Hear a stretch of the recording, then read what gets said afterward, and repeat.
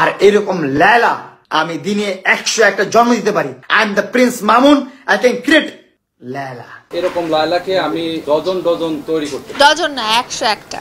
তাহলে এই বিষয়টা আসলে কিভাবে দেখেন? এই বিষয়টা আমি দেখি যে ভাই তোমাকে আরো 4 বছর কেন 10 বছর সময় দিলাম, তুমি একটা ক্রিয়েট করে দেখাও। সৌন্দর্যের রহস্য তো আমি বলতে পারবো না, আবার রূপচর্চার ব্যাপারটা আগেও করতাম, পার্লারের রিভিউ গুলো আমি আগেও দিতাম, ওটা এখনো কন্টিনিউ করছি। হলিডে স্পেন্ড করতে গিয়েছিলাম, প্রতি বছরই যাই, তো এবার একা গিয়েছিলাম, ভালো লেগেছে। শূন্যতার জায়গায় ছিল, ওই যে বলেছিলাম যে কথা ছিল তার সাথে প্রতি বছর যাবো এই টাইমে, তো উনি নাই, বাট আমার কথা আমি রেখেছি। সম্পর্ক একেবারেই নাই, আমাকে নিয়ে কথা বলেছে দেখি আমি পোস্ট করেছি। শুধু ওনার না, যে কেউ ধরেন আপনি আমাকে নিয়ে একটা ভিডিও করলেও আমার সামনে যদি আসে, আমি সেটা আমার প্রোফাইলে শেয়ার করি, আপনারা হয়তো দেখেছেন, তো এটা সেই হিসেবেই করা। এটা উনি বলেছেন, এটা আমি বলিনি।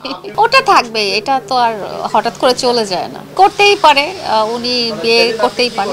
সেদিন আমি কি কিছু করার কথা না তো, উনি বিয়ে করবেন ওনার মতো, উনি আমাকে দাওয়াত দিলে যাব, এই জন্য কি আমি মরে যাব নাকি?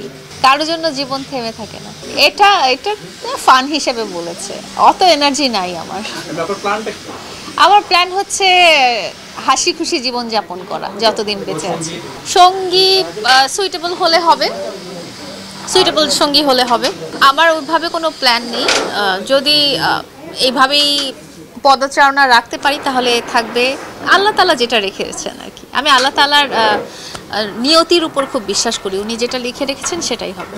নতুন বছরের পুরাতন দুঃখ সব ছেড়ে ফেলতে চাই, ওটা আর অনেক কান্নাকাটি হয়েছে, ওইটা আর কান্নাকাটি করতে চাই না। প্রেমের অফার, বিয়ের অফার প্রতিদিনই প্রায় শখানিক পাই, তো ওগুলো ভার্চুয়াল, ওরাও ফান হিসেবেই দেয় আমার ধারণা, কারণ এভাবে তো আসলে ইমেল লিখে আমি আপনাকে বিয়ে করব বা মেসেজ দিয়ে আমি আপনাকে বিয়ে করবো, এভাবে তো আসলে বিয়ের সাথে হয় না। ওনারাও হয়তো ফান হিসেবে নেন, আমিও ফান হিসেবে ওগুলো ইগনোর করি। ওটা ডিপেন্ড করে, বিয়ে তো অনেক বড় জিনিস, বিয়ের সাথে তো বড় ব্যাপার একটা। এটা আমি আসলে কখনো গুনিনি, কারণ ও আমার জীবনসঙ্গী হিসেবেই ছিল এবং তাকে আমি হিরো জিরো এগুলো কিছুই ভাবতাম না, আমি জীবনসঙ্গী হিসেবেই ভাবতাম।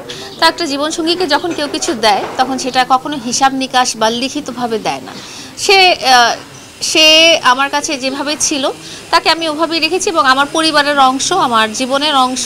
সেখানে আমি কোনোদিন একটা হিসাব করতে যাইনি যে তাকে আমি এটা দিলাম বা ওটা দিলাম বা সেটা দিলাম। এটা সাধারণ, এটা মামুন না হয়ে এই জায়গায় যদি অন্য কোনো লোক হতো তাহলে আমি তাকে ওটাই দিতাম।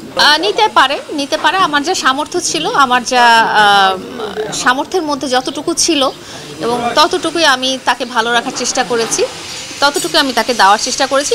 এটা আমি এখন পর্যন্ত বা জীবনে কখনো আমি গুনবো না যে আমি ওকে হিসাব করে এত দিয়েছি অত দিয়েছি, বা এটার এগেনস্টেও আমি কোনো আইনি লড়াই করব না বা মামলা করব না যে ও আমার কাছ থেকে এত নিয়ে গেছে বা আমি ওকে এত দিয়েছি, এটার এগেনস্টেও আমি কখনো কিছু করবো।